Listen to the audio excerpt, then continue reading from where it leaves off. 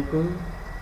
আজ আপনাদের মাইক্রোসফট ওয়ার্ডে কিভাবে একটি টেবিল তৈরি করা যায় এবং সেই টেবিলকে কিভাবে কালার করা যায় সেই কাজটা দেখাবো।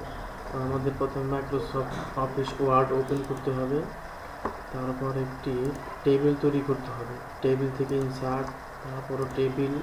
এখানে আমি কয়টা কলাম দেব, মনে করেন 3টে কলাম দিলাম, এবং র কয়টা দিব সেটা দিতে হবে, যেমন 5টা রো দিলাম, দিয়ে ওকে। আমাদের একটি টেবিল তৈরি হয়ে গেল। এখন এই টেবিলকে যদি আমরা কালার করতে চাই তাহলে আমাদের যেতে হবে টেবিল, তারপর এখানে আমাদের টেবিল অটো ফরম্যাট লেখা আছে, সেটা ক্লিক করতে হবে। টেবিল অটো ফরম্যাট, এখান থেকে টেবিল স্টাইল সিলেক্ট করতে হবে, যে আমি কোনটা নিতে চাই সেটা সিলেক্ট করে এখানে সেট করতে হবে। তো আমি একটা নির্দিষ্ট একটা টেবিল সিলেক্ট করি,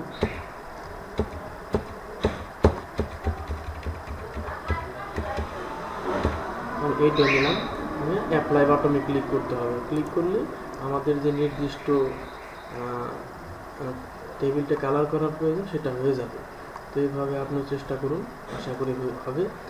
ধন্যবাদ সবাইকে।